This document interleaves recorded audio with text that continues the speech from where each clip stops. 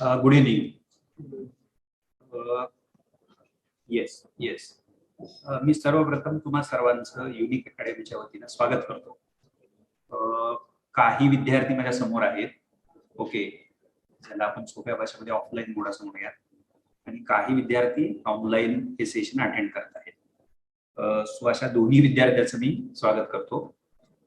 तुम्हा सर्वांना हा विषय माहिती आहे, म्हणजे त्याचा जो वेबिनार असणार आहे तर तो IAS फाउंडेशन कोर्स 10वी-12वी पासूनच नागरी सेवा परीक्षेची किंवा प्रशासकीय सेवेची तयारी कशी करायची, सेवा परीक्षेची तयारी कशी करायची हा तो विषय आहे.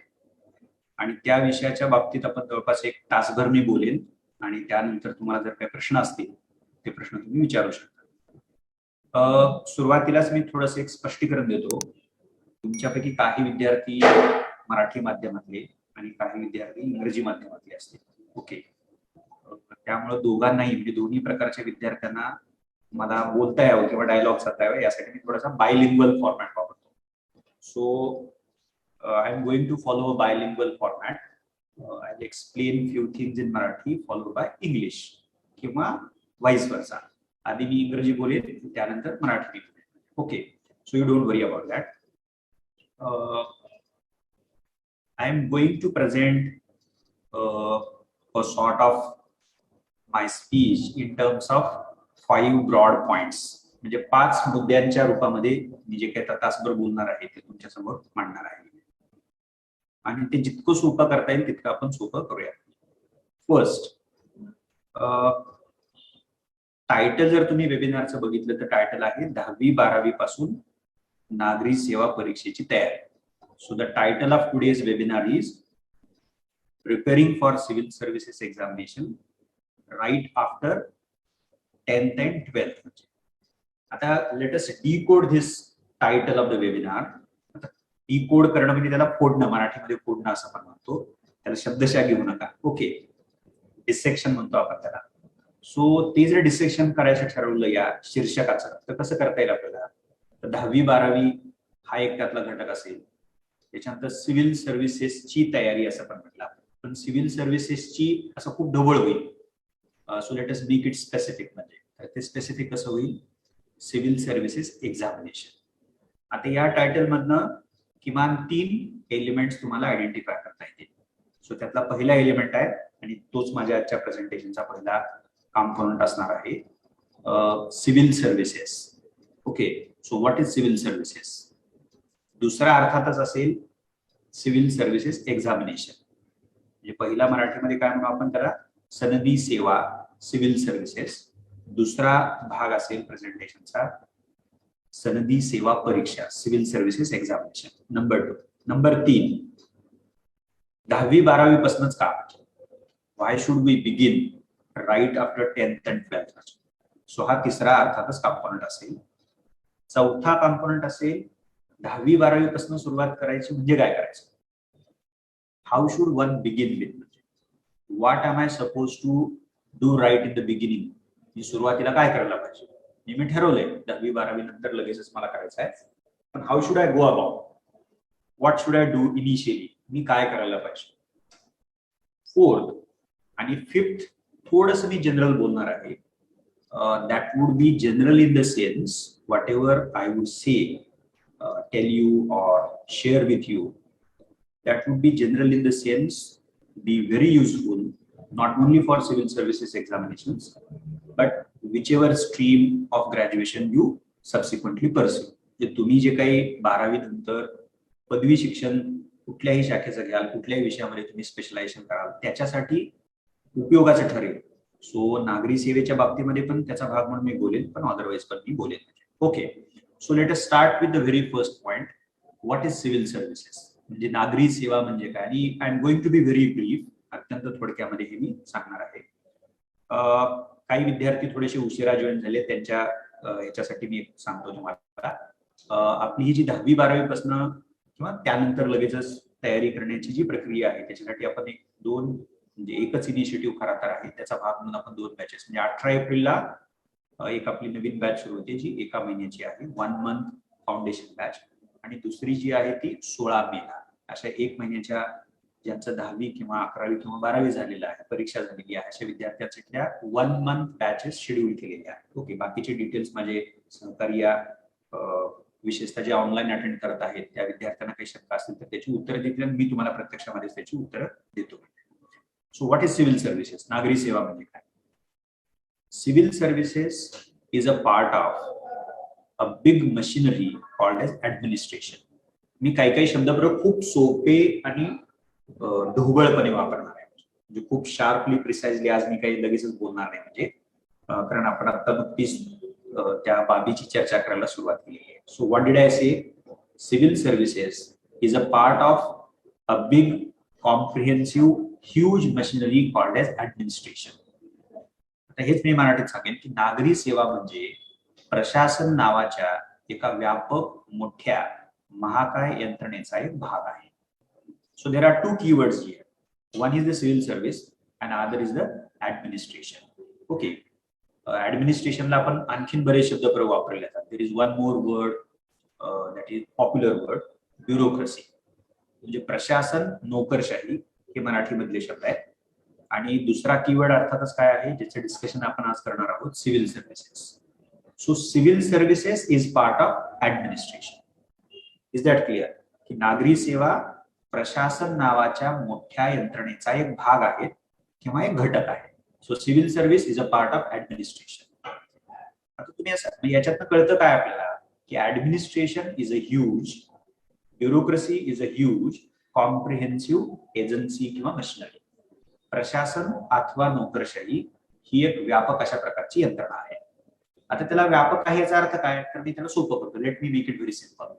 Administration or bureaucracy is broad, huge, comprehensive in the sense it consists of even the military services, diplomatic service, judicial service, and then the civil service. आता तुम्हाला मुद्दा लक्षात आला असेल की प्रशासन किंवा नोकरशाही ही व्यापक यंत्रणा आहे. याचा अर्थ काय? तर त्या प्रशासन आणि नोकरशाही नावाच्या यंत्रणेमध्ये लष्करी सेवा आहे. लष्करामध्ये तर तुम्हाला 3 प्रकारच्या स्ट्रीम्स बघायला मिळतील. ओके, त्याच्यानंतर डिप्लोमॅटिक मी म्हणालो म्हणजे राजनयिक सेवा असं त्याला म्हटलं जातं. ओके, ज्यातली परराष्ट्र सेवा एक महत्वाची आहे. त्याच्यानंतर न्यायिक सेवा, जे काही सगळे जज असतात असं नाही ना, म्हणजे न्यायमंडळामध्ये देखील एक्झिक्युशनची कामं करावी लागतात ना, म्हणजे सो त्याला आपण ज्युडिशियल सर्व्हिसेस म्हणूया. आणि चौथं जर काय असेल तर सिव्हिल सर्व्हिस. म्हणजे आता तुम्हाला लक्षात आला मुद्दा. So administration is a broad machinery, big machinery. Bureaucracy is a big machinery of which there are 4 components. ज्याचे 4 component मी सांगितले, respectively military, diplomatic, judicial and civil service. Okay. So आता हा मुद्दा तर तुम्हाला सर्वांना लक्षात आलेला आहे. Number 1. Number 2, what does this administration as a huge machinery do? म्हणजे प्रशासन नावाचं हे जे काय महाकाय ही जी यंत्रणा आहे तर ती करते काय? तर इमिजिएट तुम्हाला सांगता यायला पाहिजे की administration or bureaucracy does what? Theatre to or looks after implementation or execution of laws and policies.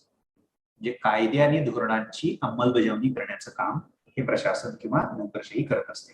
Okay, आता कायदे एकाच प्रकारचे असतात का आपले?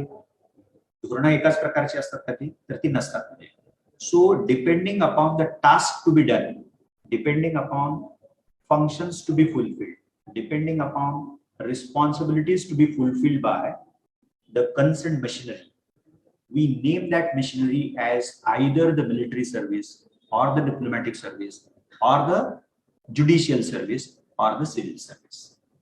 म्हणजे त्या यंत्रणेला, आणि म्हणून आपण पुन्हा मी रिपीट करतो की ऍडमिनिस्ट्रेशन ही एक महाकाय व्यापक अशी यंत्रणा आहे. व्यापक याचा अर्थ असा होतो की तिच्या मार्फत वेगवेगळ्या प्रकारची कामं केली जात असतात आणि मग प्रत्येक स्पेसिफिक कामासाठी एक विशिष्ट प्रकारची रचना केलेली आहे. सो त्यातली जी चौथी म्हणजे सिव्हिल सर्व्हिस ज्याला म्हटले, आता त्याच्याबद्दल मी बोलणार आहे. ओके, काय आहे the very name of this component of administration? Very name म्हणजे काय? सिव्हिल सर्व्हिस हे तिचं नाव आहे. तर त्या नावातनं आपल्याला काय लक्षात येतं? a service, a government service, a public service which caters to or looks after the civic responsibilities of a society. Civic responsibility. आता हा शब्दप्रयोग लक्षात आहे. मराठीत काय म्हणू आपण त्याला? म्हणजे नागरी सेवा हा प्रशासकीय यंत्रणेचा असा एक भाग आहे. मी परत रिपीट करतो. नागरी सेवा किंवा संधी सेवा हा महाकाय प्रशासनाचा असा एक भाग आहे ज्याच्याकडे कुठली जबाबदारी दिलेली आहे? सिविक रिस्पॉन्सिबिलिटीज, म्हणजे नागरी जबाबदाऱ्या दिलेल्या आहेत. आता सिविक रिस्पॉन्सिबिलिटी मध्ये काय काय येतं? तर सिविक रिस्पॉन्सिबिलिटी मध्ये लॉ अँड ऑर्डर येतं, कायदा सुव्यवस्था येते. Therefore we have got police, म्हणजे if you look at UPSC we have IPS, Indian police service. Okay, राज्याच्या पातळीवरती जर आपण बोलायला लागलो तर वी हॅव DYSP, तर त्याची नावं बदललेली आहेत. म्हणजे ओके, सो डेप्युटी SP हे पद त्याच्यात आपल्याला बघायला मिळतं. So law and order is part of civic responsibility. Number 1. Number 2, revenue, collection of revenue. आता गव्हर्नमेंटल मशिनरी असं म्हटलं and ultimately the administration is part of the governmental machinery. Okay, म्हणजे शासन नावाच्या आणखीन व्यापक यंत्रणेचा एक भाग म्हणजे स्वयंप्रशासन आहे. ज्या प्रशासनाचे 4 हिस्से आपण केलेले आहेत, मिलिटरी, डिप्लोमॅटिक, ज्युडिशियल आणि सिव्हिल असं म्हणतो आपण. आता या प्रशासनापेक्षाही काहीतरी व्यापक आहे, ती म्हणजे गव्हर्नमेंटल सर्व्हिस. आणि गव्हर्नमेंट जर टर्म म्हणून वापरली आपण, if we at all use the term government in a broader sense, then we have legislature, म्हणजे कायदे मंडळ, we have executive, कार्यकारी मंडळ, then we have judiciary. या अर्थानं गव्हर्नमेंट मशिनरी ही प्रशासन नावाच्या यंत्रणेपेक्षाही काय आहे? व्यापक आहे. Okay, so the point is if we look at the civil service, तर त्याच्यात मी एक काय सांगितलं, पहिले काय सांगितलं मी तुम्हाला? Law and order. आता मला दुसऱ्या त्याच्या टास्क बद्दल बोलायचं आहे. मी मध्येच मग तुम्हाला गव्हर्नमेंटचा उल्लेख केलेला दिसतो, म्हणजे तर ते दुसरं टास्क काय आहे? So whenever we think of government, 2 things become prominent, म्हणजे ते खरं तर जनरली पण महत्वाच्या ठरतात. One is government is a agency, is a machinery, is an institution which I am putting it in a very general sense, looks after all of us. हे शासन ही एक अशी यंत्रणा आहे की जी त्या समाजाची काय करते, एका अर्थाने काळजी वाहते. पण त्यासाठी काय करावं लागतं गव्हर्नमेंटला? तर 2 बेसिक गोष्टी तर डेफिनेटली कराव्या लागतात. म्हणजे तुम्ही असं म्हणाल की काय करावं लागतं, तर एक्सपेंडिचर करायला लागतं, म्हणजे लॉज करावे लागतील, पॉलिसीज कराव्या लागतील, प्रोग्राम्स करावे लागतील, स्कीम्स कराव्या लागतील, वगैरे वगैरे. हे कसं काय करू आपण? म्हणजे विच रिक्वायर्स रिसोर्स. ओके, म्हणून त्याला आपण इकॉनॉमिक्सच्या भाषेमध्ये जर सांगायचं झालं तर तुम्हाला ही जी काही रिस्पॉन्सिबिलिटी गव्हर्नमेंटल मशिनरी म्हणून फुलफिल करायची आहे त्याच्यासाठी निधी लागणार. You got it? तरच तुम्ही एक्सपेंड करू शकता ना. म्हणजे so you are going to require money to be spend, म्हणजे त्याला आपण एक्सपेंडिचर म्हणतो. मग दुसरा इमिजिएट प्रश्न निर्माण होतो, आणायचं कुठून? म्हणजे where should we raise the money, म्हणजे तो स्त्रोत आणायचा कुठून? म्हणजे मग तुम्हाला लक्षात येईल की नाही, मग सर काय करूयात आपण टॅक्सचा विचार करूया. You got it?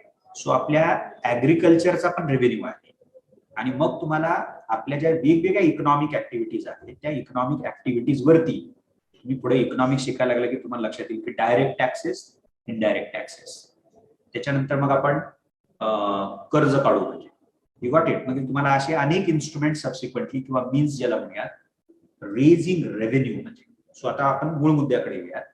Law and order happens to be one of the important aspect of the civic affairs, the responsibility to be fulfilled by the civil services. दुसरं काय म्हणलं मी? रेव्हेन्यू. म्हणजे सो आता खरं तर कलेक्टर हे नाव कुठून आलेलं आहे? म्हणजे collector during the colonial administration was a officer at the district level as ultimate an office was ultimately responsible for collection of the revenue, land revenue. Okay, आता त्याच्या व्यतिरिक्त थोडंसं रेव्हेन्यू ब्रॉड केला आपण, तर त्या UPSC मध्येच IRS नावाची एक सर्व्हिस आहे, इंडियन रेव्हेन्यू सर्व्हिस. नावातच रेव्हेन्यू सर्व्हिस आहे बघा, महसूल सेवा, भारतीय महसूल सेवा.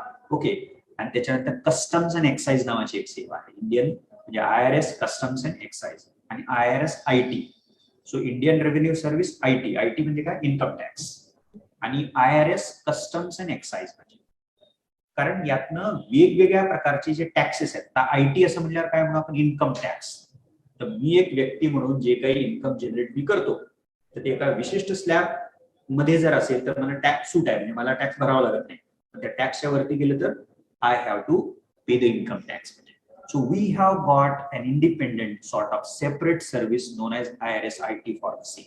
म्हणजे थोडक्यात सिविक रिस्पॉन्सिबिलिटी मध्ये नंबर 1 आहे लॉ अँड ऑर्डर आणि दुसरा आहे रेव्हेन्यू, आणि त्याच्यासाठी आपल्याकडे वेगवेगळ्या प्रकारची पदं त्या सिव्हिल सर्व्हिस मध्ये आहेत. नंबर 2. नंबर 3 तिसरं जे आहे, तुम्हाला काही ज्याला काय म्हणूयात आपण म्हणजे की क्वाझाय ज्युडिशियल टास्क पण हाती घ्यावे लागतात. क्वाझायचा अर्थ काय म्हणजे त्याला मराठीमध्ये अर्धन्यायिक. अर्धन्यायिक म्हणजे तुम्ही म्हणाल की अर्धन्यायिक म्हणजे काय, what is mean by quasi judicial, which is not fully judicial. Am I right? आता तुम्ही म्हणाल की ज्युडिशियल म्हणजे काय, तर आपल्याला माहिती आहे व्हॉट डज ज्युडिशियरी डू. तर पटकन आपण उत्तर देऊ. The fundamental task of judiciary is adjudication, settling the dispute. म्हणजे मी एकदम सोप्या भाषेमध्ये सांगतो, न्यायालयाचं काम काय असतं, न्यायाधीश काय करतात, तो किंवा ती वादाचं निवारण करतात, संघर्षाचं निवारण करतात. आणि तो वाद 2 व्यक्तीतला असू शकतो, व्यक्ती समाजातला असू शकतो, 2 गटातला असू शकतो, कुठल्याही प्रकारचा वाद त्याच्यामध्ये असू शकतो. ओके, सो आता आपल्या सिव्हिल सर्व्हिसला may B in the capacity of IAS officer, may B in the capacity of CO, chief officer, chief executive officer. And if we look at the state level administration, की ज्या MPSC द्वारे भरले जातात, we have tehsildar there, we have deputy collector there, even we have नायब तहसीलदार. तर ही जी पदं आहेत, right from collector, CO to these officers, तर त्यांना काही अधिकार हे क्वाझाय ज्युडिशियल अधिकार दिलेले असतात. दंडाधिकारी मराठीमध्ये तुम्ही ऐकला असेल. ओके, म्हणजे त्यांना न्यायाधीशाप्रमाणे, पण शब्दशः न्यायाधीशाप्रमाणे नव्हे, पण त्यांना त्या बाबतीमध्ये निर्णय घेण्याचे अधिकार असतात. म्हणून त्याला काय म्हणू आपण, या प्रकारच्या टास्कला, कामाला, रिस्पॉन्सिबिलिटीला क्वाझाय ज्युडिशियल असं म्हणतात. सो ती पण जबाबदारी त्या सिविक जबाबदारीचा भाग आहे. मी परत रिपीट करतो विसरायला नको म्हणून. पहिलं आहे लॉ अँड ऑर्डर, दुसरं आहे रेव्हेन्यू, तिसरा आहे क्वाझाय ज्युडिशियल अर्धन्यायिक. दंडाधिकारी म्हणून तुम्हाला त्या पदाला काही अधिकार मिळालेले दिसतात जिथं तुम्ही निर्णय घेता आणि तुमचा निवाडा हा अंतिम मानला जातो, अर्थात त्याच्या विरोधामध्ये अपील करता डेफिनेटली. शेवटचं मी या सगळ्यांना एकत्र करून सांगतो, which is the last aspect of, but which is very important aspect of the responsibility of the civil service, जो सिविक अफेअर्सचा भाग आहे, डेव्हलपमेंटल फंक्शन्स किंवा टास्क किंवा रिस्पॉन्सिबिलिटीज. आता बघा, there are certain needs of each and every society. आता समजा पाणी गरज आहे का नाही आपल्याला, डेफिनेटली गरज आहे. ओके, इलेक्ट्रिसिटी गरजेची का, डेफिनेटली गरजेची आहे. अशा अनेक गोष्टी आपल्याला गरजेच्या आहेत. So those needs are to be fulfilled by the governmental machinery or maybe non-governmental machinery, depending upon the kind of model of development we have.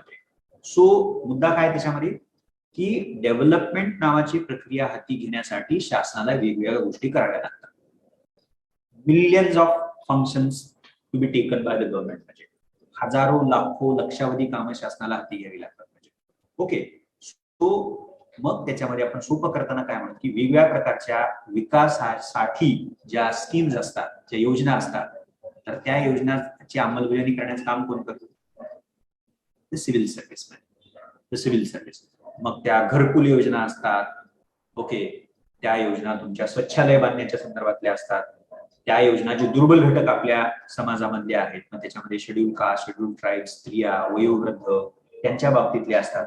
Number of schemes, म्हणजे तुम्हाला अशा अनेक गोष्टी त्याच्यामध्ये डेफिनेटली बघता येऊ शकतात. So when we say that civil service as a part of administration, civil service as a part of bureaucracy looks after the civic affairs, looks after the civic responsibilities, उसका मतलब ये होता है it looks after 4 tasks respectively: law and order, revenue, third quasi judicial function, and 4 importantly the developmental responsibilities. यालाच मी मराठीमध्ये सोप्या भाषेत सांगतो, जेव्हा आपण सनदी सेवा नोकरशाही अथवा प्रशासन नावाच्या यंत्रणेचा भाग म्हणून समाजाच्या नागरी जबाबदाऱ्या सांभाळण्याचं काम करते, तर ती नेमकं करते काय?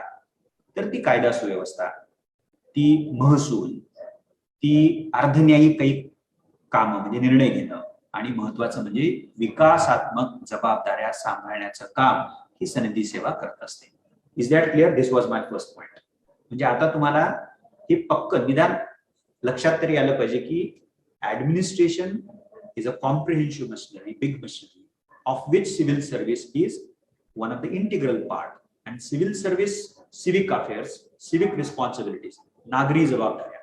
Ata protecting the boundary of one's own country, border of our country, would that be part of the civic affair?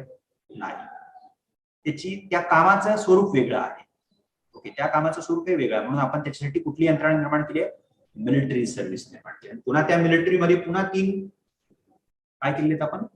Forces तयार केलेले आहेत. म्हणजे ओके, सो आता तुम्हाला हे क्लिअर झालेलं असेल. Number 1.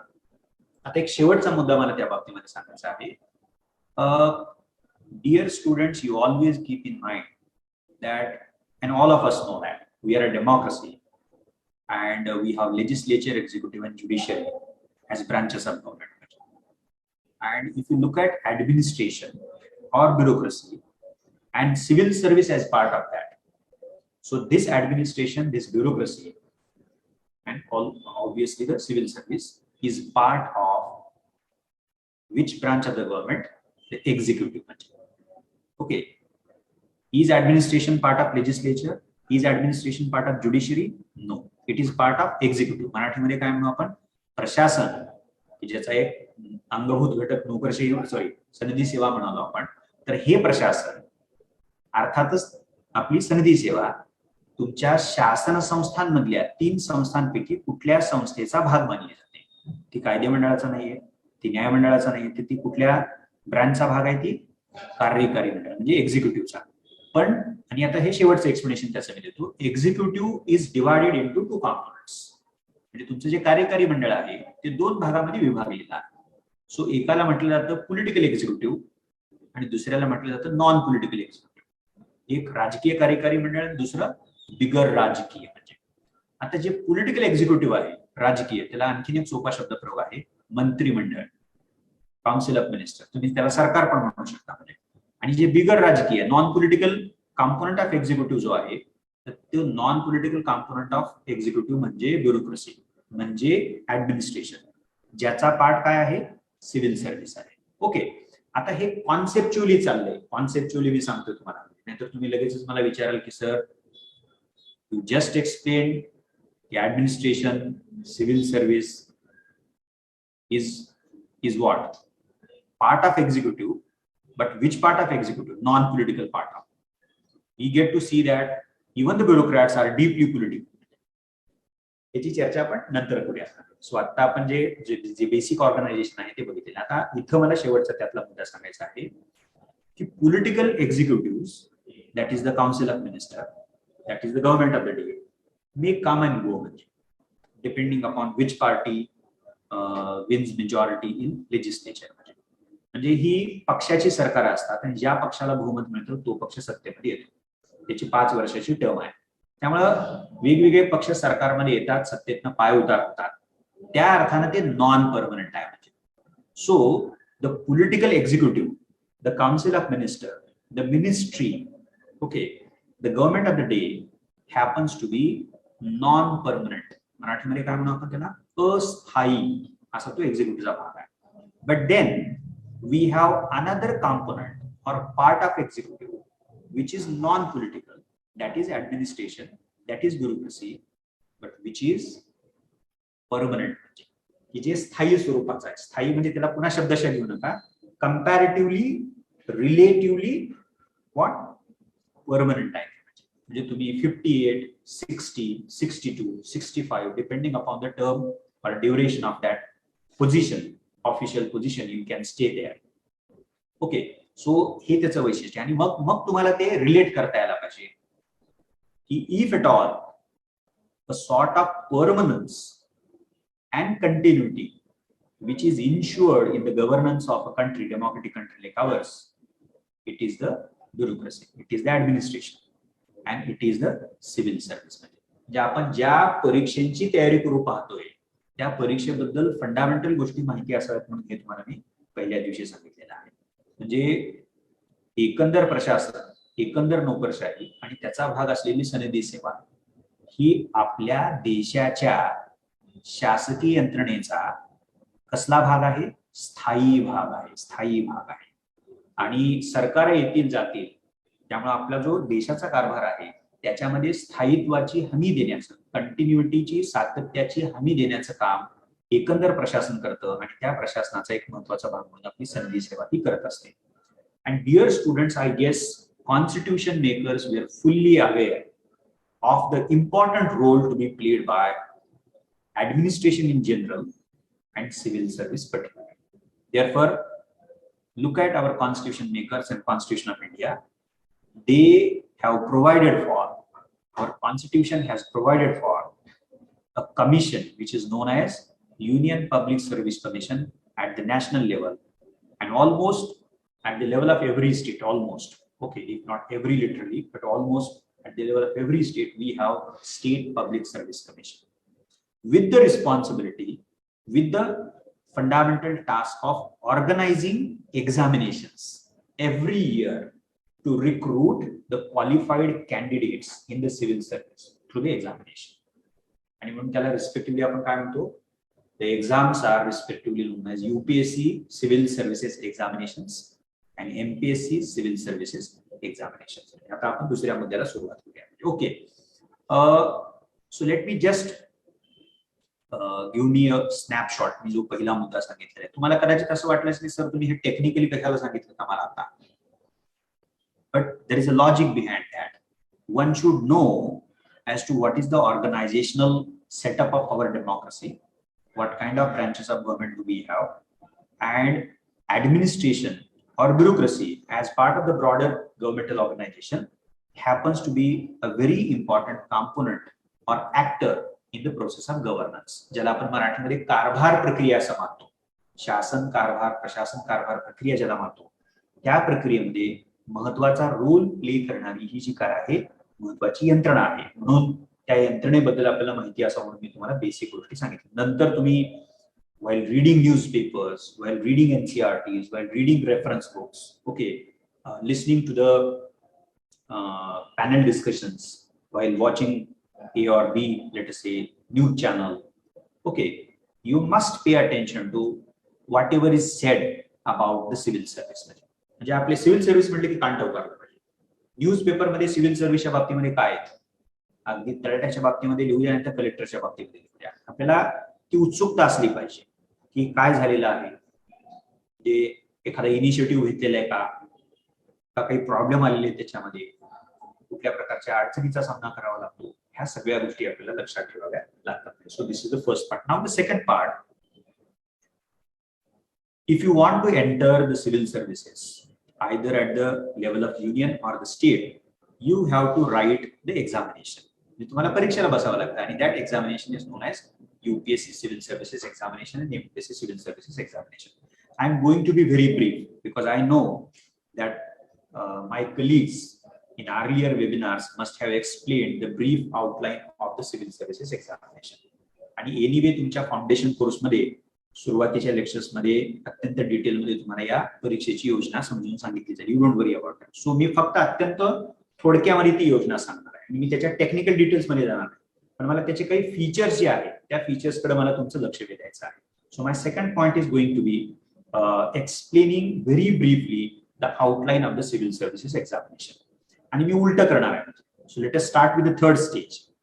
All of us know that the UPSC civil services examination comprises of 3 stages broadly speaking. 3 टप्प्यांनी ती बनलेली आहे. इंटरव्ह्यू शेवटचा टप्पा मी म्हणेन त्याला, पर्सनॅलिटी टेस्ट असं म्हटलंय, ज्याला 275 वेटेज आहे. ओके, 275 मार्कांचं वेटेज आहे. त्याच्या मग आधीचा टप्पा आहे मेन्स एक्झामिनेशन, मुख्य परीक्षा, 1750 मार्क्स. ओके, 1750 मार्क किंवा 1750 असे म्हणतो आपण. आणि पहिली जी स्टेज आहे सिव्हिल सर्व्हिस एक्झामिनेशनची, obviously that is the prelims. Which is for 400 marks. आता जसं मी मगाशी म्हणालो की मी त्या टेक्निकल डिटेल्स मध्ये जाणार नाही, मला फक्त त्याच्या नेचर बद्दल तुम्हाला काही गोष्टी सांगायच्या. Now if you look at the third stage which is non as in common और जनरल पार्लन्स इंटरव्ह्यू, मुलाखत असं मराठीमध्ये बोलतो आपण. But the commission has consciously used the nomenclature, the name, to describe this third phase. And what is that name? Personality test. व्यक्तिमत्व चाचणी असं म्हटलं. म्हणजे तुमचं व्यक्तिमत्व तपासलं जाईल, तुमची पर्सनॅलिटी तपासली जाईल. कशासाठी? मेडिकल ऑफिसर म्हणून आहे का, इंजिनियर म्हणून आहे का, IT टेक्निशियन म्हणून आहे का? नाही. कशासाठी चाललेलं आहे? Civil service. आणि मी तुम्हाला सांगितले सिव्हिल सर्व्हिस काय करते, तिचा साधारणतः मी आउटलाईन तुम्हाला दिलेली आहे. So your personality would be evaluated as a civil servant, to be civil servant. Okay, आता तुम्ही म्हणाल की काय लागतं त्याच्यासाठी, म्हणजे तर अनेक गोष्टी त्याच्यामध्ये आपल्याला सांगता येतात, no doubt about that. He is the candidate aware of his her surrounding, त्याला त्याच्या भूतालाबद्दल माहिती आहे का? Does the candidate possess the ability to think and reflect on things, म्हणजे त्या उमेदवाराकडे विचार करायची, ओके, सखोल विचार करायची क्षमता आहे का? Does the candidate possess ability to take decisions, म्हणजे निर्णय घेण्याची क्षमता त्याच्याकडे किंवा तिच्याकडे आहे का? Okay, does the candidate possess the ability to lead, okay, म्हणजे नेतृत्व करण्याची क्षमता त्या उमेदवाराकडे आहे का? म्हणजे असं अनेक गोष्टी त्याच्यामध्ये बोलता येतात. पण मी आता काय सांगेन की 4-5 फंडामेंटल गोष्टी मी त्या पर्सनॅलिटी टेस्टच्या बाबतीमध्ये सांगेन की आर वी अवेअर, म्हणजे मी जागरूक आहे का, सजग मी आहे का? मी म्हणाल की सजगचा अर्थ काय, म्हणजे आम्ही काय कुठल्या ह्याच्यात PhD केलेलं असलं पाहिजे का? तर no. If you come from village it must be having taluka, district, region as well as state. Now if you come from a city, maybe the city a district place, म्हणजे तर मग तिथं विलेज तालुका येण्याचं काही कारण. समजा तुम्ही पुण्याचेच आहेत किंवा जालन्याचे आहेत किंवा औरंगाबादचे आहेत, तर औरंगाबाद जिल्हा पण आहे, शहर पण आहे, बाकीच्या त्यातून जाते. So the place you come from, okay, मग त्याच्या मी स्लॅब्स काय करेन, विलेज असू शकतं. मग विलेज म्हटलं की मग तालुका, डिस्ट्रिक्ट, रिजन आणि स्टेट आलं तुमचं. सो या प्लेसेस बद्दल तुम्हाला brief historical, brief geographical, brief administrative माहिती आहे का? आता औरंगाबादमध्ये महापालिका आहे का नगरपालिका आहे आपल्याला माहितीच नसेल तर कसं चालेल? औरंगाबादमधनं किती लेजिस्लेटिव्ह असेंब्ली सेगमेंट्स आहेत, लोकसभेच्या किती सेगमेंट्स आहेत आपल्याला माहिती नसेल तर कसं चालेल? आयुक्त कोण आहे, जिल्हाधिकारी कोण आहे, जे आपल्याला सिव्हिल सर्व्हिस मध्ये हा अवेअरनेस आहे. आणि हा काय रॉकेट सायन्स आहे का मला सांगा? दिस इज नॉट रॉकेट सायन्स. म्हणजे आय अवेअर, कारण प्रशासकाचं ते लक्षण आहे, म्हणजे भावी प्रशासक म्हणून ज्याला बघूया, संधी सेवक म्हणून बघूया, की अवेअर असणं आपल्या सर्वांनी. असे असू शकतं की तुम्हाला रॅन्डम प्रश्न विचारतात कधी, आणि हे always keep in mind that it's not that very difficult and out of box questions always are asked in UPSC interview, not at all. The information which you fill up in the form and inform to the commission based on that sort of biodata किंवा personal माहिती, त्याच्यावर आधारित तुम्हाला प्रश्न विचारले जातात. Places कुठनं येत आहे ते तुम्हीच भरता, तुमचं एज्युकेशन बॅकग्राऊंड तुम्हीच भरता आणि तो तुमचा चॉईस असतो. एक्स्ट्रा करिक्युलर ऍक्टिव्हिटीज तुम्ही भरता, तुमचा ऑप्शनल तुम्ही चूज करता, बरोबर? हे सगळं. आणि सिव्हिल सर्व्हिस मध्ये काही UPSC तुम्हाला लेटर लिहून बोललेलं होतं की please study for civil services, नाही ना, म्हणजे आपला चॉईस आहे तो. म्हणजे सो जो काय बायोडेटा, जी काय पर्सनल इन्फॉर्मेशन तुम्ही करता त्याच्यावर आधारित तुमची टेस्ट होते. आणि त्याच्यात म्हणून मी परत म्हणतो की अवेअरनेस तुमचा चेक केला जातो. दुसरं मी काय म्हणतो तुम्हाला, तुम्ही विचार करू शकताय. म्हणजे अनेक प्रश्न असतात ना आपल्या याच्यामध्ये, की समजा शेतीमध्ये क्रायसिस सुरू आहे किंवा ग्लोबल वॉर्मिंगची समस्या आहे, मला विचारलं जाऊ शकतं की काय तुम्हाला वाटतं त्याबद्दल, कुठली कारणं आहेत त्याची, त्याच्यावरती काय उपाययोजना येतील आपल्याला, सरकारने आजपर्यंत काही केलंच नाही का, वगैरे वगैरे वगैरे. You got it. म्हणजे सो म्हणजे तिथं तुम्हाला माहिती पण असणं गरजेचं आहे. पण नुसती माहिती असून चालेल का? To know something is one thing, but to process that information and sort of come to a conclusion and to be able to take a position. म्हणजे मी माहिती गोळा केली, त्याच्यावर मी विचार केला, परस्परांशी काहीतरी संबंध जोडला आणि मग जर त्या अनुषंगाने मला काही प्रश्न विचारला तर मी त्याच्यावरती काहीतरी बोलू शकतो. म्हणजे so to be aware, to collect information as part of that, process that information, reflect on that information and then forming one's own opinion. तुम्हाला अनेक वेळा असं सांगितलंय की please form opinion on the basis of relevant and appropriate information. तुम्हाला अनेक वेळेला सल्ला हा मिळेल की तुम्ही जे मत बनवाल कुठल्याही बाबतीमध्ये तर ते मत योग्य माहितीवरती आणि पुरेशा माहितीवरती आधारित असलं पाहिजे. अ वेल इन्फॉर्म्ड ओपिनियन असं म्हणतात.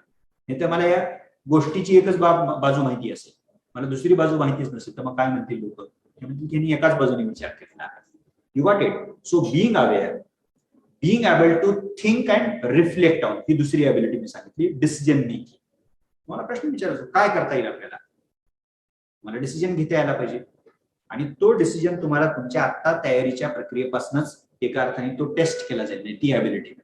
आणि चौथे मी तुम्हाला सोप्या भाषेमध्ये काय म्हणते, टू लीड. म्हणजे लीडरशिप काय असते आपण विचार केला, काय वाचायची गरज नाही आता एवढ्या घडी काय, व्हॉट इज लीडरशिप. अनेक गोष्टी सांगितल्या जातात की नाही त्याच्यात तिच्याकडे विजन असते, पण विजन म्हणजे काय, to imagine something, to think something. Okay, पण ती इमॅजिनेशन महत्वाची आहे. म्हणजे की look, if we have got a particular problem then we can do X and Y. or let us say for example. So you think about the issue, about the problem, about the challenge. Okay, you imagine something and then you start telling your imagination, your idea to the other people, and thereby you make other people to come together. You facilitate that act of coming together. You motivate them. Okay, so on and so forth. And this is how you lead the collective effort. नेतृत्व काय करतं, म्हणजे काहीतरी कल्पना करतं आणि त्या कल्पनेप्रमाणे शेवटी गोष्ट होण्यासाठी तुम्हाला अनेक लोकांना जमा करावा लागेल, त्यांना विशिष्ट कामं विभागून द्यावी लागतील आणि त्या सगळ्यांमध्ये समन्वय साधावा लागेल, त्या सगळ्यांना तुम्हाला मोटिवेट करावं लागेल. आणि हा जो काही एक सामूहिक प्रयत्न आहे तर त्या सामूहिक प्रयत्नाला शेवटापर्यंत म्हणतो ना आपण मराठीमध्ये, म्हणजे अंतापर्यंत तुम्हाला घेऊन जावं लागेल. These are the salient qualities of leader. आणि तुम्ही तुमच्या गावात पण असं बघितलं असेल ना, म्हणजे कुठल्याही क्षेत्रामध्ये, may be in politics, may be in economics, maybe even in bureaucracy, म्हणजे every sector of our life require leadership. कुठलंही क्षेत्र घ्या तुम्ही, industry, private, public, whichever, त्याच्यामध्ये तुम्हाला अशा प्रकारच्या काही व्यक्ती बघायला मिळतील. सो ब्युरोक्रॅट हा, सिव्हिल सर्वंट हा किंवा तो किंवा ती एका लेवलवरती लीडर असतात आणि ती ॲबिलिटी तुमच्याकडे आहे की नाही हे तपासलं जातं. I guess this is more than sufficient. Mains नावातच आहे, mains examination is a written test. ती लेखी प्रकारची परीक्षा आहे. त्याच्यामध्ये जीएसचे 4 पेपर आहेत, ऑप्शनल 1 तुम्हाला निवडावं लागतो, त्याचे 2 पेपर आहेत, एसए 250 मार्काचा पेपर आहे. ते टेक्निकल डिटेल्स मी आता सांगत आहे. So if the mains examination is written in nature, जर मुख्य परीक्षा लेखी प्रकारची असेल 1750 गुणांसाठी, सो 2 ॲबिलिटीज बिकम इम्पॉर्टंट. 2 क्षमता महत्वाच्या. एक, to read and understand everything which is part of syllabus, at least syllabus. अभ्यासक्रमात जे आहे ते मला समजलं पाहिजे. Is that clear? सो मला ते पूर्णपणे समजलेलं आहे. So that is one requirement of the mains examination. Then what is the other requirement? Equally important other requirement. दुसरी तेवढीच महत्वाची, काय काय वेळेला तुम्हाला नंतर कळेल की बापरे त्याच्यापेक्षा काहीतरी महत्वाचं आहे. पहिलं मी काय सांगितलं मी रिपीट करतो. What ever syllabus is provided by the UPSC as part of mains examination, so we have to have handle over that, we have to consolidate that. Okay, we have to comprehend each and every aspect of the syllabus. ते आपण करू, म्हणजे त्याला म्हणू आकलन, मराठीमध्ये सोप्या भाषेमध्ये आकलन म्हणूया. दुसरी कुठली कॅपॅबिलिटी, ॲबिलिटी महत्वाची आहे, कॅपॅसिटी महत्वाची आहे. To be able to write it, present it in a very effective manner. म्हणजे मला समजलंय पण कळणार कसं एक्झामिनरला, तिथं प्रश्न आहे, त्या प्रश्नाचं उत्तर मी जे काय लिहिलेलं आहे त्याच्यावरनं, म्हणजे त्या माध्यमातून त्या एक्झामिनरला कळणार आहे की माझं वाचन किती आहे, माझं आकलन किती आहे, मला लिहिता येते की नाही लिहिता येत, प्रश्नाला अनुषंगून लिहिता येते की नाही लिहिता येत, हे सगळं कसं आहे रायटिंग मधनं माझं कळणार आहे. सो मग त्याला वेगवेगळे शब्दप्रयोग वापरलेत, म्हणजे to present, to articulate, to express, to write, त्याला वेगवेगळे शब्दप्रयोग आपण वापरतो. म्हणजे लिहिता येतं का, तुम्हाला अभिव्यक्त होता येतं का, असे वेगवेगळे शब्दप्रयोग त्याला वापरले. सो मी आकलन करणं आणि केलेलं आकलन तितक्याच परिणामकारक आहे. So whatever I have understood as part of a subject, I must be in a position to present it in a very or let us say equally effective manner. आता पुन्हा हे पण काय रॉकेट सायन्स नाही ना, तुम्ही 10th 12th पर्यंत seriously घेता. म्हणजे जसं 12th संपली आपली, फर्स्ट इयर सेकंड इयर कडे वळायला लागलं की जरा लिखाणाकडे दुर्लक्ष होतं.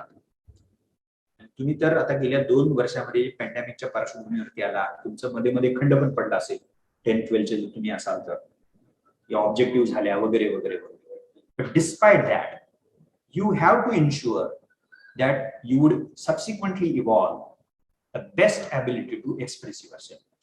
ओके, मग त्याच्यात सगळं आलं. आपली भाषा कशी आहे, आपल्या लिखाणामध्ये नेमकेपणा आहे का, योग्य परिभाषेचा आपण वापर करू शकतोय का, कमीत कमी शब्दांमध्ये आपण लिहू शकतो. युपीएससी मध्ये हे फार महत्त्वाचं, तुम्हाला सगळ्यांना माहिती आहे. Every question is to be answered in a specified word limit, including even essay. 2 essay तुम्हाला रिस्पेक्टिव्हली 1000 ते 1200 शब्दामध्ये लिहायचे, म्हणजे प्रत्येकी. एक एसे 1000 ते 1200, दुसरा एसे 1000 ते 1200. 3 तास 180 मिनिटाचा वेळ आपल्याकडे आहे. आणि ऑप्शनल मध्ये तर तुम्हाला 3 तासच वेळ आहे. त्याच्यात एकूण 5 प्रश्नांची उत्तरं तुम्हाला द्यायची असतात, आणि 5 प्रश्नाची जर तुम्ही स्प्लिट केली तर फर्स्ट अँड फिफ्थ कंपल्सरी असतात, त्याच्यात 5 शॉर्ट नोट्स असतात, म्हणजे एकूण झाल्या 10. आणि मग उरलेल्या एकूण प्रश्नांपैकी तुम्हाला 3 प्रश्न सोडवायचे असतात. त्या प्रत्येक प्रश्नामध्ये 3 सब क्वेश्चन्स असतात. तुम्हाला लक्षात आलं असेल. सो इतक्या प्रश्नांनी प्रत्येक ठिकाणी वर्ड लिमिट मेन्शन केलेला आहे. So you have to follow very seriously, religiously, meticulously the word limit. आणि मग तुम्हाला अर्थातच टाइम मॅनेजमेंट करावं लागतं. म्हणजे मी जर वर्ड लिमिट फॉलो करू शकलो नाही तर माझा 3 तासामध्ये 180 मिनिटांमध्ये पेपर कव्हर होणार नाही. सो मेन्सच्या बाबतीमध्ये मी एवढंच सांगणार आहे की मेन्स, बाकी टेक्निकल डिटेल्स तुम्हाला कळतील, you don't worry about that. माझं आकलन चांगलं पाहिजे आणि माझं लेखन देखील अत्यंत उत्तम असलं पाहिजे. आता खरं तर तुम्हाला मी ओपनिंग केलेलं दिसतंय. मी पुढचे जे मुद्दे घेणार आहे 10वी 12वी पासूनच का करायचं, त्याचं एक उत्तर आता तुम्हाला ते मिळालेलं असलं पाहिजे की लेखन आपण असं म्हणालो की sir I will develop that ability just in a span of 15 days. Just give me 1 month, 2 months, 6 months असं करू शकतो आपण. It is not possible. Okay, effective writing ability requires a consistent quality reading and equally consistent and continuous writing practice. तो काय 1-2 महिन्याचा खेळ नाहीये. Consistently तुम्हाला त्या गोष्टीचा सराव करावा लागणार आहे. म्हणून, आणि लेखन नावाची गोष्ट ही काही केवळ सिव्हिल सर्व्हिससाठीच महत्वाची असं मला म्हणायचं नाहीये. तुमच्या आयुष्याच्या कुठल्याही क्षेत्रामध्ये स्क्रिप्ट रायटर चांगले मिळत नाही तर तुम्ही मराठी सिरियल बघत असाल, कसल्या मराठी सिरियल असतात, हिंदी सिरियल कसले असतात, त्यामध्ये काही एक्सेप्शन्स आहेत त्याला, honourable exceptions. You don't have good script writers. कुठल्याही क्षेत्रामध्ये ते गरजेचं आहे ना. म्हणजे सो, आणि यू नेम द सेक्टरमध्ये सगळीकडे हे लागणार लक्षात ठेवा. आणि सिव्हिल सर्व्हिसच्या बाबतीमध्ये when we look at especially the mains examination, this is very important. आता तुम्ही गेल्या वर्षीचा निकाल बघितला असेल. Nitisha Jagtap very first attempt, okay, got through the UPSC 198 rank. पहिलाच अटेम्प्ट, 21 वर्ष, 21 पूर्ण 22व्या वर्षाची झाली. आता मला जर तुम्ही विचार, त्याच्या आधी आन्सरचं उदाहरण होतं. ओके, तुम्ही जर मला विचारलं याचं कारण काय, म्हणजे तर आय तो इस एक्सटेंट के हद तक जाऊंगा कि I would give 70% credit to their writing ability. म्हणजे हे शब्दाच्या घेऊ नका, म्हणजे मला सांगायचं काय त्यातनं, म्हणजे दे वर स्टुडियस, म्हणजे नो डाऊट अबाउट दॅट. म्हणजे शी वॉज स्टुडियस. असे तुम्हाला कमी विद्यार्थी बघायला मिळतील.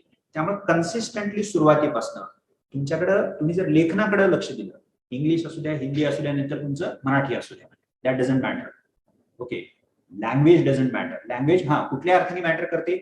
माझी मातृभाषा समजा मराठी आहे किंवा हिंदी आहे किंवा मी इंग्लिशमध्ये लिहिण्यास ठरवलंय, पण मी भाषिक विकासाकडे लक्ष दिलं नाही तर कसं काय चालेल, अजिबात चालणार नाही. ओके, सो हे तुम्ही कायम लक्षात ठेवा. एवढ्याच गोष्टी मला मेन्स बाबत सांगायच्या होत्या. आणि मग coming back to the prelims, the very first stage of the civil services examination, त्याच्या स्ट्रक्चर बद्दल मी सांगणार नाही. प्रिलिम्स ही परीक्षा अशी आहे which requires again comprehension, no doubt about that. म्हणजे मला जे विषय आहेत, मला जे पेपर प्रिलिम्सला आहे, त्याचा जो सिलेबस युपीएससीने दिलेला आहे तो मला समजलाच पाहिजे, तो विषय मला समजला पाहिजे. सो कॉम्प्रिहेन्शनला काही आपल्याला पर्याय आहे का मला सांगा? Absolutely we do not have any option. So I have to read the subject, every aspect of the syllabus which is part of the subject, and I have to comprehend that subject with all its dimensions. मला तो subject सगळ्या बाजूनं त्याच्या आयामासकट समजून घ्यावा लागेल. So comprehension, आता comprehension हे जगात सगळ्याच गोष्टीसाठी गरजेचं आहे. अशी पॉसिबली कुठलीच गोष्ट आपण ह्या पृथ्वी तलावरची सांगू शकणार नाही की ज्याला आकलनाची गरज नाही. Comprehension is required everywhere. So similarly here, so ते प्रिलिम्सला गरजेचं आहे, ते मेन्सला गरजेचं आहे, आणि ते इंटरव्ह्यूला पण गरजेचं आहे, नो डाऊट अबाउट दॅट. पण ह्याच्या व्यतिरिक्त म्हणजे याला जोडून मी म्हणेन, prelims requires precision, accuracy and sharpness in your preparation. कारण तुम्हाला माहिती आहे प्रिलिम्सचा फॉर्मॅट कसा आहे, MCQ, based on multiple choice questions, बरोबर, which is objective in nature. And besides, it has got negative marking system. म्हणजे वस्तुनिष्ठ प्रकारची बहुपर्यायी प्रश्नावर आधारित प्रश्न आहेत, आणि दुसरं म्हणजे नकारात्मक गुण पद्धती आहे.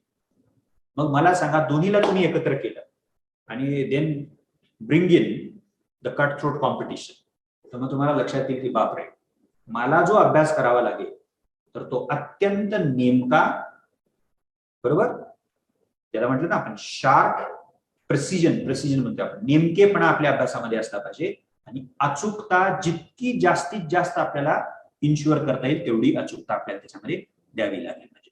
सो मी वाचताना आधी समजून घेईन, एकदा का समजलं की परत मी स्वतःला सांगेन की हे विसरता कामा नये. इन्फॉर्मेटिव्ह भाग विसरतो मी, म्हणजे काही फॅक्च्युअल भाग, डेटा बिटा आपण काही काळ आपल्या लक्षात राहतो, नंतर आपण we tend to forget that informative part, but we'll have to get back to that informative part. So multiple readings करा आणि ती लक्षात ठेवण्याचा तुम्ही प्रयत्न करा. So prelims undoubtedly requires comprehension, ability to comprehend each and every part of syllabus. But besides that, we have to be very, very careful about, okay, म्हणजे त्याच्यातल्या मग कॉन्सेप्ट्स असू द्या, इन्फॉर्मेशन असू द्या, डेटा असू द्या, करंट इव्हेंट्स असू द्या, ह्या सगळ्या गोष्टी त्या बाबतीत करता येतात. So I think this is all as far as my second point is concerned, की प्रिलिम्सच्या बाबतीमध्ये तुम्हाला काळजीपूर्वक वाचन करणं, ते लक्षात ठेवणं, तुमच्या तयारीमध्ये नेमकेपणाची हमी देणं, आणि अचूकता जितकी जास्तीत जास्त आपल्याला आणता येऊ शकते त्याचा विचार डेफिनेटली आपल्याला करावा लागतो. मेन्स बद्दल मी 2 ॲबिलिटीच्या भाषेत बोललो, आणि पर्सनॅलिटी टेस्टच्या बाबतीमध्ये मी 4 गोष्टी प्राथमिक बाबी म्हणून तुमच्या समोर मांडलेल्या आहेत. So this is how this examination, okay, is conducted by the UPSC. So prelims, mains and then the interview. Okay, हा माझा दुसरा मुद्दा. तर तिसरा मुद्दा, why should one start right after 10th and 12th? म्हणजे का बाबा 10वी 12वी नंतर लगेच मला तुम्ही करायला सांगाय? आता मी इथं तिसरा आणि चौथा मुद्दा त्याला मी एकत्रित घेऊन बोलणार आहे. Third point is why should I start immediately after 10th and 12th and what should I start, हा चौथा मुद्दा माझा. त्यामुळे तिसरा आणि चौथा मुद्दा मी थोडासा झिगझॅग सारखा करणार आहे, कारण it is very difficult and we should not separate the two. Okay, we cannot think of third and fourth point in an isolation. त्याला परस्परांपासून सेपरेट करून बघण्यात काही गंमत नाही, त्या परस्परांशी संबंधित आहे म्हणून मी सांगतो. Now the very obvious first reason as to why you are expected to, supposed to start early, आपली एक म्हण आहे ना, म्हणजे की जितक्या लवकर तुम्ही सुरू करा, ओके, तितकं पुढे तुम्हाला कमी त्रास होत नाही. फारच ढोबळ भाषेत तुम्हाला मी सांगितलं. ओके, म्हणजे योग्य सुरुवात झाली, थोडीशी लवकर सुरुवात झाली, मग पुढे आपल्याला कमी श्रम रक्त गाळावं लागेल, लढाईच्या भाषेमध्ये बोलायचं, हे आपल्याला सगळ्यांना माहिती आहे. So let us start early, तो बेनिफिट आहे number 1. Number 2, this examination is vast, very comprehensive. म्हणजे मी आता सब्जेक्ट मी फार सांगितले नाही तुम्हाला. In prelims we have 2 papers and both the papers in turn consists of so many subjects. The prelims are, so is the case of mains. Okay, आणि interview मध्ये तर तुम्हाला बऱ्याच कंपोनेंटची तयारी करावी लागेल. So this examination being comprehensive, okay, he examination व्यापक असल्यामुळं ती लवकर जर आपण सुरू करू शकलो तर त्याचा केव्हाही फायदा. नंबर 2. नंबर 3, तिसरी जी गोष्ट आहे, तुम्हाला लक्षात आलं असेल आता, this examination requires at every stage a particular skill म्हणजे, or let us say a particular set of skills म्हणजे. आता जर कॉम्प्रिहेन्शन असं म्हटलं तर comprehension is a universal requirement, म्हणजे आकलन, समजणं, समज, बरोबर, प्रिलिम्सला गरजेचं आहे, मेन्सला गरजेचं आहे, इंटरव्ह्यूला गरजेचं आहे. So without comprehension we cannot approach effectively neither the prelims nor the mains nor the interview. So comprehension is required at every stage. ही युनिव्हर्सल रिक्वायरमेंट जी सगळीकडे लागते त्याला काय म्हणतो आपण, युनिव्हर्सल, सार्वत्रिक, वैश्विक म्हणतो आपण सोप्या भाषेमध्ये. बट प्रिलिम्सला मी तुम्हाला काय सांगितलं, शार्पनेस, प्रेसिजन आणि अचूकता असं म्हटलं त्याला. मी असं करू शकतो का, मला एकच गोष्ट माहिती आहे, त्याला 2 वेळी लिहून येतो मी, can I do that with prelims? Not at all. कारण तिथं तुम्हाला लिहायचंच काही नाहीये. You have to read the question in prelims, subsequently the 4 options, and you have to choose 1 from the 4. But the format of mains is very different. तुम्हाला GS ला there are 2 kinds of questions broadly in 1, 2, 3 GS. So 1 set of question is to be answered in about 100 words for 10 marks, and then there is another set of answers to be written for 15 marks in about 200 to 250 words. 10 गुणांसाठी साधारणतः 100 ते 150 शब्द, okay, आणि 15 गुणांसाठी साधारणतः 200 ते 250 शब्द. So 10 गुणांचे आणि 15 गुणांचे. Is that clear? आता 10 गुणांसाठी मला जर समजा 100 शब्दामध्ये लिहायचं आहे आणि मला माहिती आहे की मला एक 4 कीवर्ड्स तर आठवत आहेत आणि I can elaborate upon that. असं कधी कधी होऊ शकतं की एखाद्या प्रश्नाचं उत्तर आठवतच नाही आपल्याला, म्हणजे किंवा आपल्याकडे 1 किंवा 2च मुद्दा असतो, पण तरी आपण काय करतो, शेवटच्या 5 मिनिटांमध्ये एक पानभर तरी भरून येतो. That is possible in the mains format मध्ये. Is it possible in the prelims किंवा इंटरव्ह्यूला शक्य का ते आपल्याला?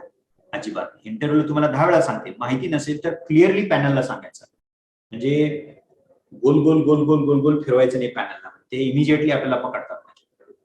हे ते लक्षात तुम्हाला. सो फॉर्मॅट जो आहे, सो प्रिलिम्स मध्ये शार्पनेस, प्रेसिजन, अचूकता गरजेची. मेन्स मध्ये तुम्हाला इफेक्टिव्ह लिहिता यायला पाहिजे, म्हणजे प्रत्येक. So these are the skills which require a lot of time to develop those skills. म्हणजे तुम्ही जर 12वी नंतर, ओके, 3 वर्ष 4 वर्ष जे काय ग्रॅज्युएशन करणार आहात, ग्रॅज्युएशन सांभाळून, मी त्याच्याबद्दल शेवटी बोलणारच आहे. We are not expected to neglect, okay, downplay our graduation. Graduation is critically important. आणि हे डोक्यात काढून टाका. आणि मुलांना असं वाटतं की काय नाही, मी एमपीएससी यूपीएससी करतोय म्हणजे ग्रॅज्युएशन असं तसं केलं तरी चालतंय. तुम्ही बीए करा, बीकॉम करा, कुठलेही ग्रॅज्युएशन तुम्ही करा, म्हणजे you are free to choose that. म्हणजे but you should take your graduation study very seriously, कारण त्याचा चांगला अभ्यास केला तर इकडं फायदा आहे, आणि इकडचा चांगला अभ्यास केला तर तुम्हाला अर्थातच तिकडं फायदा आहे. So let us not look at both in a compartmentalized way. म्हणजे तुम्ही म्हणाले सर मी केमिस्ट्रीचा अभ्यास केला तर काय यूपीएससीला उपयोग आहे मला? लिटरली काय उपयोग होणार नाही ना. लिटरली काय सिलेबस केमिस्ट्रीचा आपल्याला थोडाच यूपीएससीला, थोडंफार काहीतरी सायन्स मध्ये येईल म्हणजे. पण जर तुम्ही despite that, nonetheless, if you study chemistry, I'm just assuming a case, study chemistry as part of BSc studiously, religiously, तर त्याचा काय फायदा होईल? मला अभ्यासाची सवय लागेल, मला जास्त काळ बसायची सवय लागेल, तुम्हाला वेळेचं महत्व कळेल, त्यातनं जो स्किल सेट तुमचा डेव्हलप होईल, to understand, to concentrate, to think about certain things, ह्या ज्या जनरल स्किल्स आहेत त्या कुठल्याही ग्रॅज्युएशन मध्ये डेव्हलप होतात, आणि त्या स्किल्सचाच तुम्हाला डेफिनेटली इकडे फायदा होऊ शकतो. So why should we begin early? म्हणजे तर this examination require certain skills at each and every level. प्रिलिम्सच्या लेवलवरती, मेन्सच्या लेवलवरती, इंटरव्ह्यूच्या लेवलवरती. आता बघा, इंटरव्ह्यू नावाची गोष्ट आपल्या रुटीन शैक्षणिक याच्यामध्ये नाहीच आहे. म्हणजे कधी आपण ऐकलंय का मला ग्रॅज्युएशन होण्यासाठी पर्सनॅलिटी टेस्ट द्यावी लागते, मला पीजी करण्यासाठी पर्सनॅलिटी टेस्ट द्यावी लागते? काहीच नाही. म्हणजे थोडंफार एमबीए ला जीडी असते, Otherwise, we do not have the component called as interview. We never face interview. We face interview only when we apply or as we apply for some job. मग काय करायला पाहिजे तर ते आधीपासून आपण करू शकतो. So at least you would come to know about as to what is the format of interview, what sort of things are asked in interview, what am I supposed to do as far as preparing for interview is concerned. म्हणजे ह्या basic गोष्टी तरी आपल्याला त्यातनं कळतील ना की बाबा अशी अशी मुलाखत असते. त्याच्यामध्ये मी जसं तुम्हाला सांगितलं की प्लेसेस, मी तुम्हाला असा रॅन्डम प्रश्न विचारला जाऊ शकतो की Sudhir, okay, you are from Aurangabad or Nagpur, we decide to visit Nagpur, which 3 places would you suggest us? तीन ठिकाणी सांगशील मला. आता तुम्ही म्हणाल की sir, is there best answer to this question?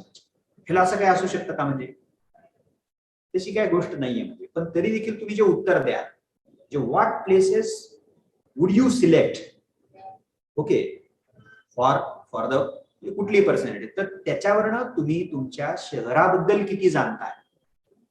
आता पुण्याबद्दल विचारलं तर लोक काय सांगतात, ठरलेलं उत्तर त्यांचं असतं. काय काय सांगत असेल पुण्यात, समजा मी विचारलो तुम्हाला, I am a new Qamar and please suggest me 3 places, तर काय सांगाल तुम्ही? मला माहित नाही तुमच्यापैकी किती पुण्याचे लोक आहेत, म्हणजे पुणे माहिती तर आहे तुम्हाला. कुठली प्लेसेस सांगाल? म्हणजे please tell me what places would you suggest from Pune. हा, पहिलं तुम्ही पकडलं, मग पहिले शनिवार वाडा येतो आपल्या डोक्यात. पुण्यात म्हणजे मी काय, I am not denying that, we must visit that, we must know the history of Shaniwar Wada, no doubt about that, but there are many prominent places, okay, which are also part of the city Pune, the history, the culture, everything. म्हणजे so म्हणून aware असणं म्हणजे आता समजा असं झालं की नाही 7-8 प्लेसेस तरी मला सांगायचे, पण त्यांनी सांगितलं की 3च. तुम्ही उत्तर देताना म्हणू शकता की नाही? म्हणजे it is very difficult because my city consists of many prominent places, but since you have asked me to name 3, these would be 3, 1, 2, 3. आता खरं तर पहिली जी प्रस्तावना तुम्ही जोडली आहे ना, म्हणजे की खरं तर सर तुम्ही मला 3 सांगितले, पण फारच अवघड आहे कारण माझ्या शहरामध्ये खूपच काय आहे, प्लेसेस आहेत. म्हणजे हे म्हणणं देखील तिथं तुम्ही म्हणजे तुमचा हजरजबाबीपणा तर आहेच, नो डाऊट अबाउट दॅट, पण तुमच्या प्लेस बद्दल, सिटी बद्दल तुम्हाला बऱ्याच गोष्टी माहिती आहेत आणि you want to share about those places. म्हणजे आता ही ह्याच्यात काय असं काय फार रॉकेट सायन्स आहे का परत मला सांगा? Nothing else. ओके, सो कायमच ही बाब तुम्ही लक्षात ठेवा. सो मी पर्सनॅलिटी टेस्ट बद्दल बोलत होतो, तर यात तुम्ही कन्सिस्टंटली वाचणं, थोडस आपल्या भोवताली काय चाललेलं आहे त्याच्याबद्दल अवेअर असणं, त्याच्याबद्दल एंगेज होणं. आता तुम्ही सगळ्यांनी एका फिल्म विषयी भरपूर बोललं गेलं, काश्मीर फाईल्स म्हणून, बरोबर, लिहिलं गेलं त्याच्याबद्दल मध्ये, तर तुम्ही देखील वाचला असेल, तर तुम्ही आणखीन जास्त थोडंसं सिरियसली वाचा त्याच्याविषयी, म्हणजे की काय आहे नेमकं, म्हणजे काय काश्मीरी पंडितांचा इश्यू होता, म्हणजे तर तुम्हाला ती क्युरिओसिटी असली पाहिजे. ओके, आणि डायरेक्ट पटकन काहीतरी थोडं वाचून जजमेंटला येऊ नका. So we in the capacity of student must strive hard to look into all possible dimensions of an issue. तर ही शिस्त आपण म्हणूया त्याला, तर ती शिस्त आपण बनवायची. तुम्ही मराठीत वाचा, हिंदीत वाचा, इंग्लिशमध्ये वाचा, काय फरक पडणार नाही. जेवढं आपल्याला वाचता येऊ शकतं डेफिनेटली तेवढं तुम्ही करू शकता. सो तुम्हाला अवेअर व्हायचं आहे, तुम्हाला त्याच्यावरती विचार करायचा आहे. म्हणजे तुम्हाला जर असं म्हटलं की तुम्हाला काश्मीर फाईल बद्दल काय वाटतं, तर तुम्हाला 5 मिनिटं तरी बोलता यायला पाहिजे ना. म्हणजे काय कुठे जाऊन आपल्याला भाषण द्यायचं नाही, पण मला 3-4 मुद्दे व्यवस्थितपणे मांडता यायला पाहिजे. त्यासाठी वाचन लागणार आहे, त्यासाठी विचार करता यायला पाहिजे, आणि त्याच्यासाठी जी ऍक्च्युअल प्रॅक्टिस बोलण्याची म्हणतो आपण, ती बोलण्याची, कम्युनिकेशनची प्रॅक्टिस देखील आपल्याला डेफिनेटली करावी लागेल. सो ही जी स्किल्स आहेत, development of all these skills, okay, require a lot of time, and you can definitely do it as part of preparation for civil services right from your 12th. But again, I would kindly request all of you to not to neglect and downplay your graduation study. ह्याच्या नावाखाली तिकडे अजिबात दुर्लक्ष करायचं नाही. हा तिसरा मुद्दा माझा, का 10वी-12वी पासून करायचं ते मी तुम्हाला सांगितलं. 4th, now if we could start early, say immediately after 12th, okay, for the preparation, तर त्याचे फायदे काय होतात? You can complete the syllabus in time, you can consolidate that, you can get to know as to what are your lacunas or gray areas, and then subsequently work on those areas. जे आपण म्हणतो ना की लवकर सुरुवात केली तर लवकर संपवता पण येईल आणि मग मला पुरेसा वेळ ज्याला म्हणतो आपण तर तो पुरेसा वेळ देखील आपल्याला मिळू शकतो. ओके, कारण तुम्हाला सर्वांना माहिती आहे म्हणजे की पोस्ट 1100-1200 लिमिटेड असतात. Lakhs of students do apply every year for those limited number of post. Cut throat competition आहे, तर त्याच्यात मला लवकरात लवकर बाहेर जायचं म्हणजे सक्सेसफुली बाहेर जायचं असेल तर मला लवकर सुरुवात करू. त्याची जी प्रॅक्टिस आहे, मल्टिपल प्रॅक्टिस ज्याला म्हणतो ना आपण, आता in terms of reading and revisions म्हणूयात multiple revisions, in terms of writing multiple test writing, म्हणजे in terms of interview number of mock interview, म्हणजे हे सगळं करायला तुम्हाला पुरेसा वेळ मिळू शकतो जर तुम्ही लवकर सुरुवात केली तर. So these are 3-4 important reasons as to why we should, one can think of making an early start. म्हणजे लवकर सुरू करण्याचा तुम्ही डेफिनेटली विचार करू शकता. आता चौथं, आता लवकर सुरू करायचं म्हणजे काय करायचं.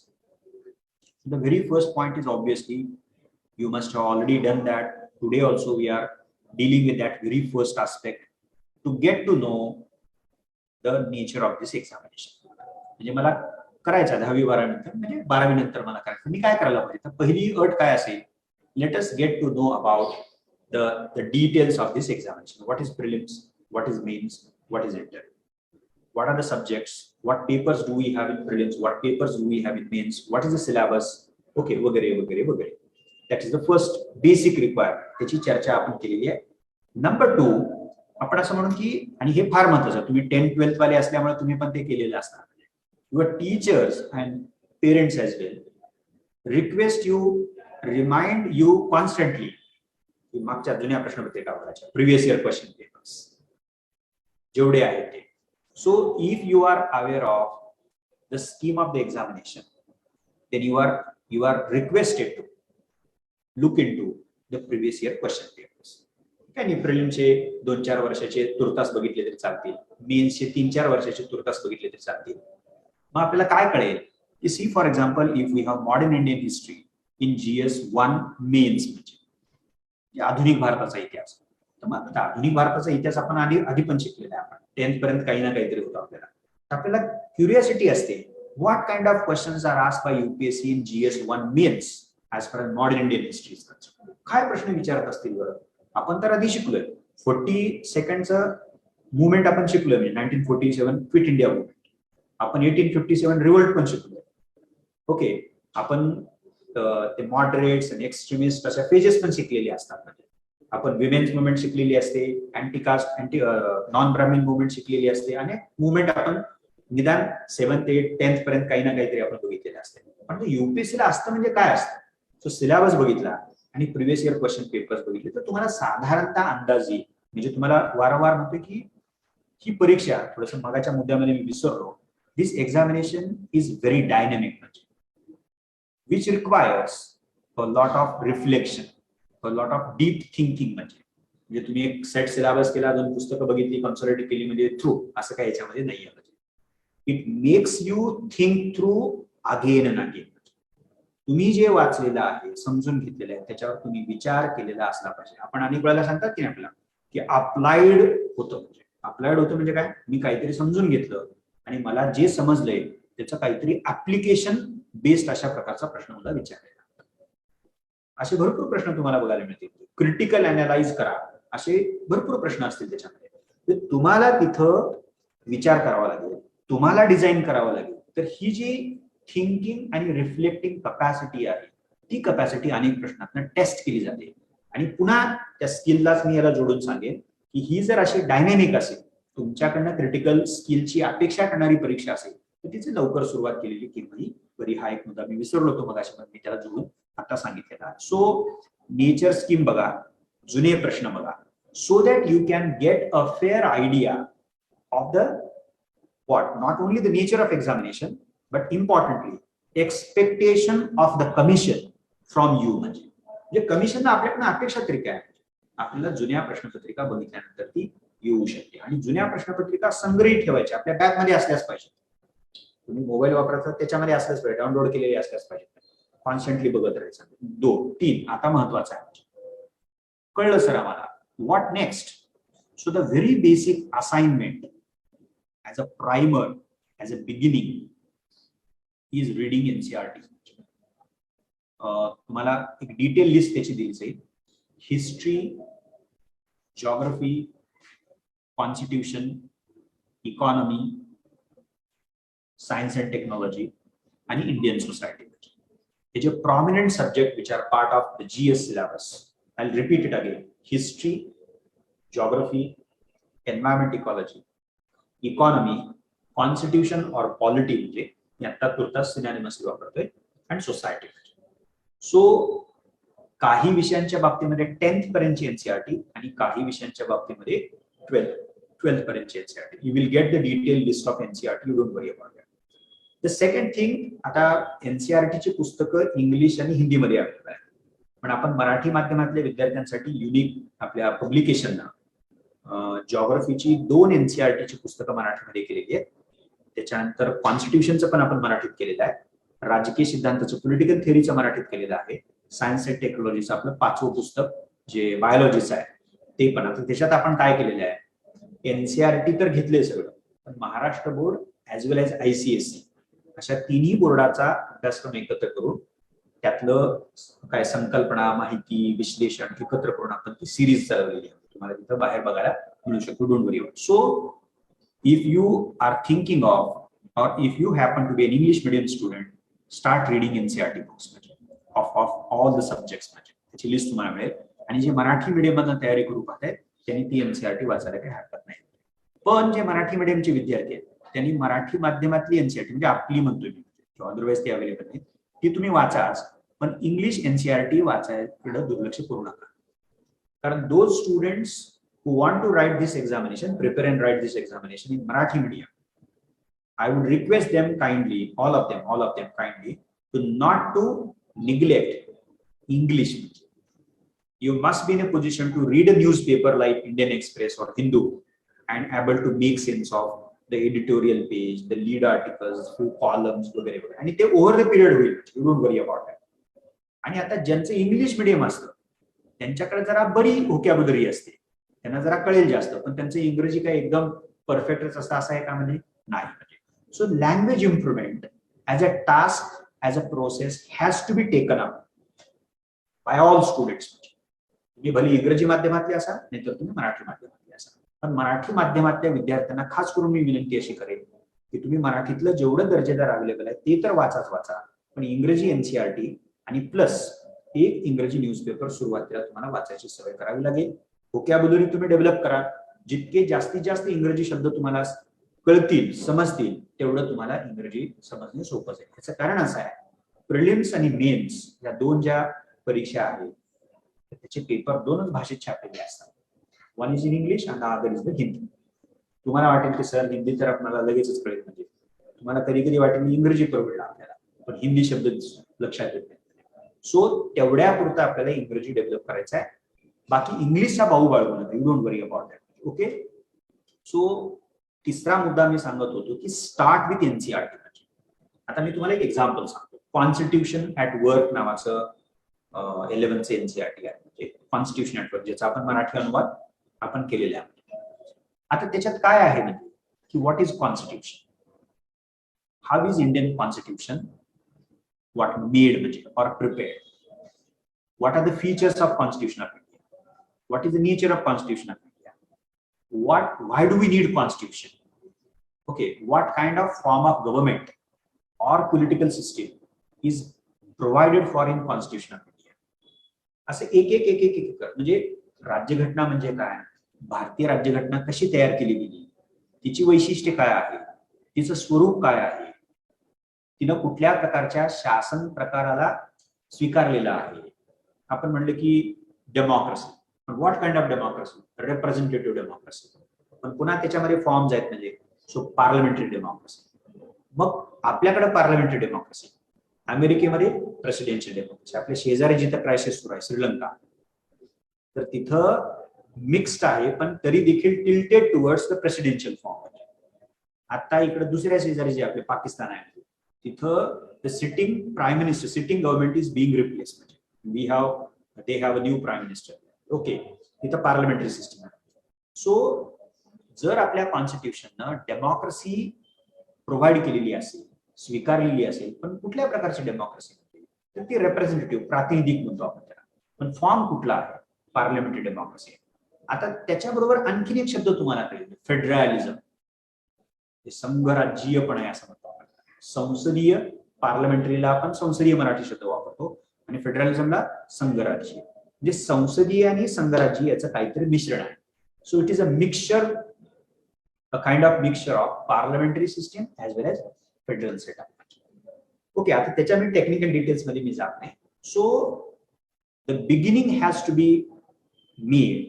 So right in the beginning you are suppose to start reading the NCERT books. आता एनसीईआरटी ही टेक्स्ट बुक्स आहेत आणि ती टेक्स्ट बुक्स असल्यामुळं विद्यार्थी लेवलवरती येऊन ती एनसीईआरटीची पुस्तकं तुम्हाला तो विषय इंट्रोड्यूस करतात. जसं मी तुम्हाला आता कॉन्स्टिट्यूशनचं अगदी थोडक्यात मी सांगितलेलं आहे. So be very careful about reading NCERTs. Go through it twice thrice, म्हणजे get to know the concept. म्हणजे ते जितकं पक्क तुम्ही करा. Now as far as our foundation course is concerned, we do take care of the fact that the gist of the NCERT is taught to you of all the subjects. History, geography या foundation course मध्ये तुम्हाला त्याचा जो सार आहे प्रत्येक विषयाचा based on NCERT तो तुम्हाला डिलिव्हर केला जाईल. त्याच्यानंतर ते एनसीईआरटी कडे कसं बघायचं ते तुम्हाला डेफिनेटली सांगितलं जाईल. आणि ज्या स्किल सेट बद्दल मी तुम्हाला बोललो, reading, writing, communicating with others, ह्या सगळ्या स्किल ज्या फंडामेंटली इम्पॉर्टंट आहेत त्या स्किल बद्दल पण तुम्हाला वेगवेगळ्या प्रकारच्या काय टेक्निक सांगितल्या जातील, त्याच्याबद्दल काय करायचं, त्याचा विकास कसा करायचा ह्याच्याबद्दलचं सहाय्य तुम्हाला डेफिनेटली पुरवलं जाऊ शकतं. सो एनसीईआरटी सुरुवात करायची. आता दुसरं त्याच्या जोडीने मी तुम्हाला सांगितलं, त्याचा उल्लेख मी केलेला आहे खरं तर, म्हणजे start reading at least one newspaper. Okay, at least for 1 hour to begin with. 1 तास तरी आपण न्यूजपेपर वाचतोय. आपण न्यूजपेपर वाचतो आणि तुमच्यापैकी काही लोकांना मी जसं म्हणतोय तसं न्यूजपेपर वाचण्याची सवय पण असेल की do I read editorial from the newspaper, का फक्त मी महत्वाच्या न्यूज वाचतो आणि बाजूला ठेवून देतो. म्हणजे we should go through the national, international, even the regional level important news of that day. But besides reading the current news from the newspaper, I must make it a point to even read the editorial. Yes sir, तुम्ही जर बघितलं 6व 7व पान generally कुठल्याही न्यूजपेपरचं असतं ते इकडे तिकडे होऊ शकतं. एक मोठा अशी स्ट्रिप टाईप कॉलम असतो, कुठे आडवा लिहिलेला आहे, लोकसत्तेमध्ये तुम्हाला बघायला मिळेल. So that format is not important. But त्या पेपरचा तो किंवा ती जे कोणी असेल एडिटर, तर कुठल्या तरी महत्वाच्या विषयाबद्दल आपलं काहीतरी ओपिनियन, आपलं काहीतरी अनालिसिस मांडत असतो. So editorials play a very significant role in shaping our opinions, or at least help us, at least assist us in what shaping our opinion. म्हणजे ते जसं म्हणतात तसंच आपल्याला म्हणायला पाहिजे असं नाही. पण एडिटोरियलचं वैशिष्ट्य असे असतं की they make it a point to criticize at least the governmental initiative, किंवा ते आपल्याला अशा प्रकारची इन्साइट देतात की जनरली आपल्याला मिळतेच असं काही नाही. सो एडिटोरियल, सो न्यूज वाचा. दुसरं जे महत्वाचं वाचायचं ते म्हणजे एडिटोरियल वाचायचं. आणि एडिटोरियल तुम्ही जर ओव्हर द पिरियड वाचायला तर तुम्हाला असं लक्षात येते की हा आजच्या एडिटोरियल मध्ये काय, समजा एखादा लॉ केला असेल, लॉचा सिग्निफिकन्स काय 1 2 3 4 असं काहीतरी सांगितलं जाईल. किंवा समजा एखादी पॉलिसी आली आणि त्याच्यावर क्रिटिसाइज केलेली आहे, 1 2 3 4 कळेल आपल्याला. किंवा कधी कधी असं असतं की वेलकम केलेलं आहे गव्हर्नमेंटचं इनिशिएटिव्ह, पण मग काहीतरी सजेशन पण दिलेले आहे की असं असं असं असं करायला पाहिजे. म्हणजे प्रिस्क्रिप्टिव्ह म्हणतो ना आपण त्याला, सजेस्टिव्ह ज्याला मानतो आपण, जे जसं डॉक्टर करतात, डॉक्टर प्रिस्क्रिप्शन देतो आपल्याला, तो किंवा ती नुसतं डायग्नोसिस करून पाठवून द्यायला गेले डॉक्टर, पुढचं तुमचं तुम्ही बघा म्हणतं काय होईल आपलं, अवघडच आहे ना. So you have to diagnose the issue, problem, and also prescribe something to cure that problem. So तसा ते देखील आपल्याला त्यातनं बघता येऊ शकतात. न्यूजपेपरमध्ये मी तुम्हाला जसं सांगितलं की सिव्हिल सर्व्हिस, प्रशासकीय अधिकाऱ्याबद्दल काही जरी आलं, छोट्यातली छोटी न्यूज आठवण तर वाचायचं, you would get something from that. महत्वाच्या एका गोष्टीवरती लक्ष ठेवा की from different walks of life you may get to know certain experiments, certain models. प्रयोग ज्याला म्हणतो ना आपण, वेगवेगळ्या प्रकारचे प्रयोग केले जातात. म्हणजे टीचर प्रयोग करतात, सेल्फ हेल्प ग्रुपच्या हेड म्हणून, मेंबर म्हणून स्त्रिया प्रयोग करतात, ब्युरोक्रॅट प्रयोग करतात, उद्योजक प्रयोग करतात, राजकारणी प्रयोग करतात, गावले प्रयोग करतात, नंबर ऑफ म्हणजे कुठल्याही असे जे प्रयोग तुम्हाला बघायला मिळतील त्याच्यामध्ये यू रीड इट केअरफुली. म्हणजे आता रीड इट केअरफुली म्हणजे what is that experiment all about, who initiated that experiment, म्हणजे what exactly was done in the experiment, म्हणजे प्रयोग काय आहे, कुणी इनिशिएट केला, नक्की काय केलं त्याच्यामध्ये, आणि हे करत असताना एका गोष्टीकडे लक्ष द्यायचं, कुठल्या कारणामुळं कुठल्या घटकांमुळं तो एक्सपेरिमेंट वास्तवामध्ये येऊ शकला, what was at play, what was responsible for that experiment or that model. म्हणजे असं थोडस तुम्ही क्रिटिकली त्या गोष्टीकडे बघायला लागला, अनालिटिकली बघायला लागला.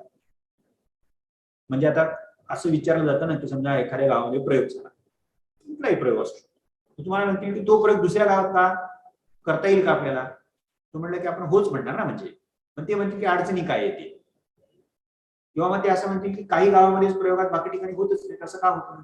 मग आपल्या ज्या गावामध्ये प्रयोग झालाय तो काय प्रयोग आहे आणि कुठल्या कारणामुळे घटकामुळे झालाय तो माहिती पाहिजे, आणि मग आपल्याला ती पॉसिबिलिटी जज करता येते, असेस करता येते की तसं दुसऱ्या ठिकाणी करता येऊ शकतं का, आणि तो कुठल्याही क्षेत्रातला असू शकतो. अगेन आय एम टेलिंग, म्हणजे एकच क्षेत्र आपण बघायचं असं काही त्याच्यामध्ये नाही.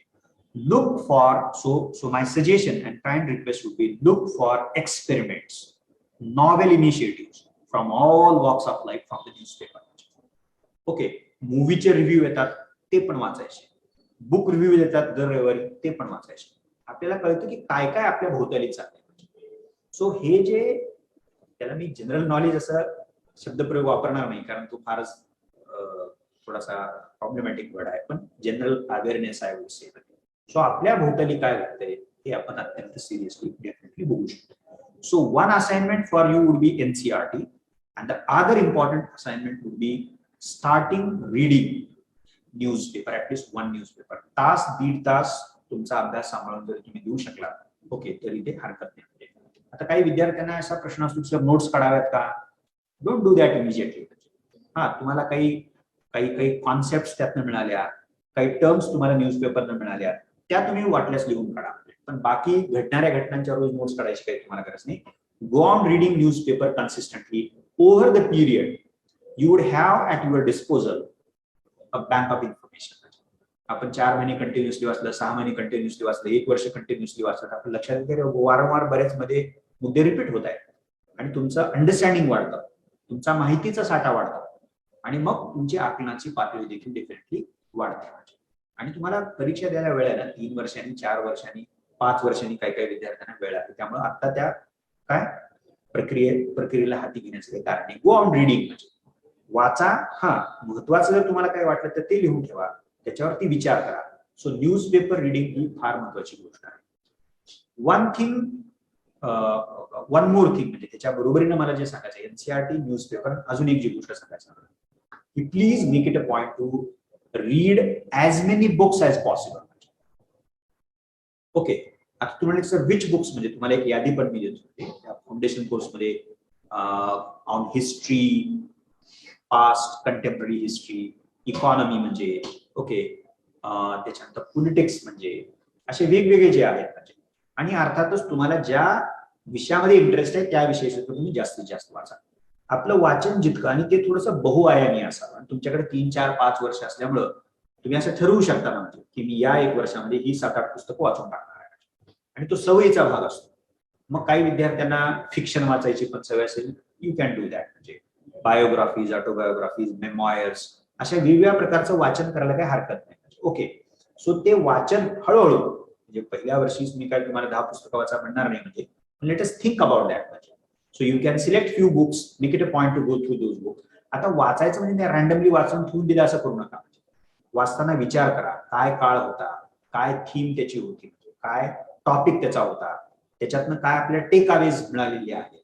So think about that and also you can make it a point to write in the form of gist. Okay, from that. म्हणजे ही सवय, म्हणजे वाचायचं तर आपल्याला आहेच आहे, वाचून विचार करायचा म्हणजे आपलं आकलन जास्त मजबूत होईल. ओके, आणि दुसऱ्या बाजूला त्याचं लिखाण पण आपल्याला करायचं आहे. कारण शेवटी युपीएससी मेन 1750 मार्काचे लक्षात ठेवा, तिथं आपल्याला लिहायचं आहे. त्यामुळे सुरुवातीपासूनच आपण म्हणजे आता मी 2 गोष्टी एकाच वेळेला सायमल्टेनियसली तुम्ही करा असं म्हणते. जास्तीत जास्त वाचा, आणि वाचा म्हणजे नुसतं वाचून ठेवून द्या असं नाही मला म्हणायचं, त्यातनं मुद्दे काढा, ओके, त्याच्यावर चिंतन करा. ह्या सगळ्या गोष्टी डेफिनेटली तुम्ही करू शकता. आता ऑकेजनली मध्ये जसं मी तुम्हाला म्हणालो की आता काश्मीर फाईल्स खूप लिहिलं गेलं, केवढं चर्चेत होतं, असे अनेक विषय चर्चेत असतात विचार सिग्निफिकंट म्हणजे.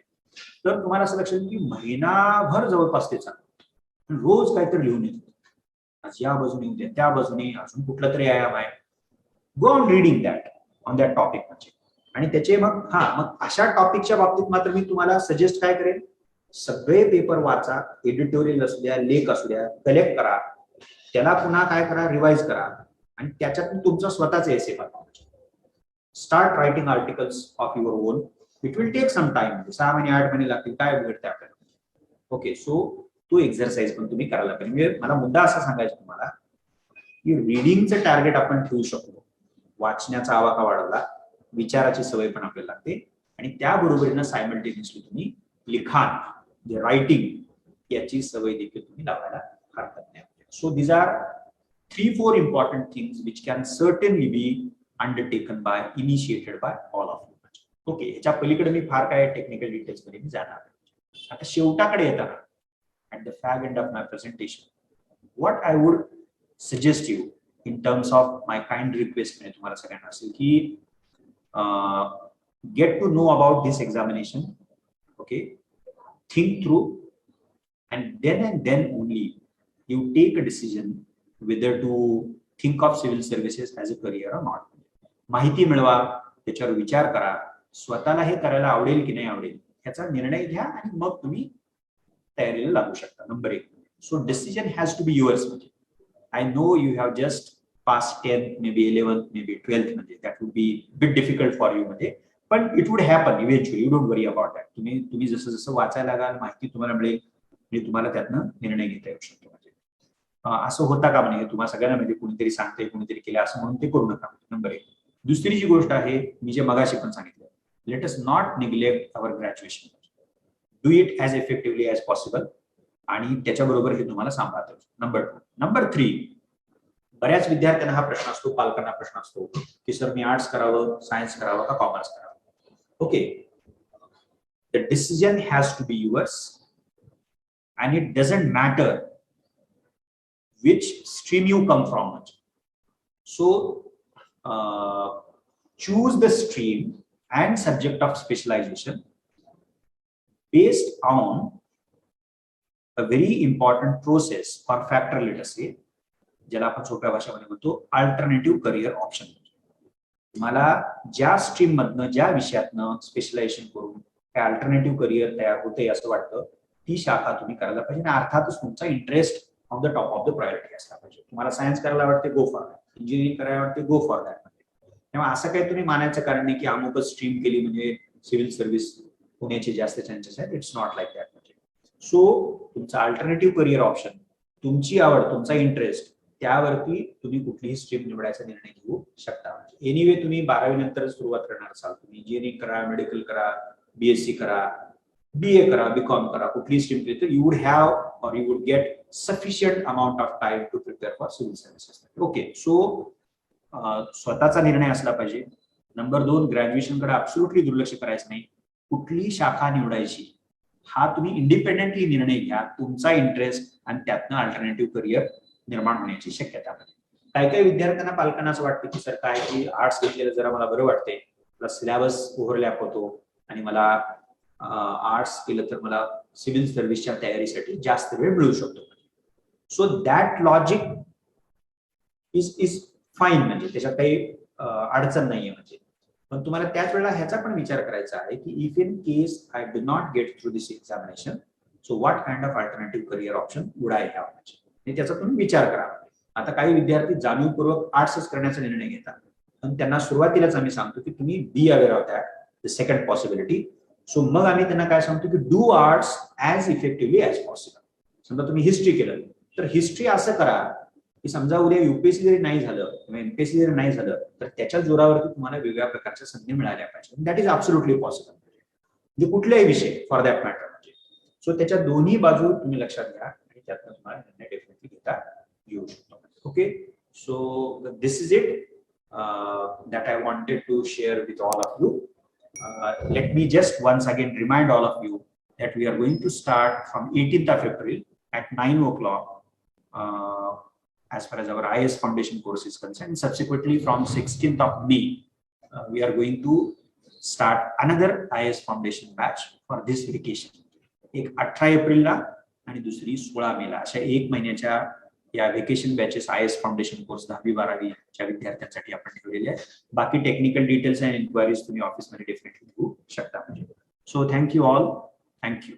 Subscribe the Unique Academy's YouTube channel and press the bell icon for latest updates and videos.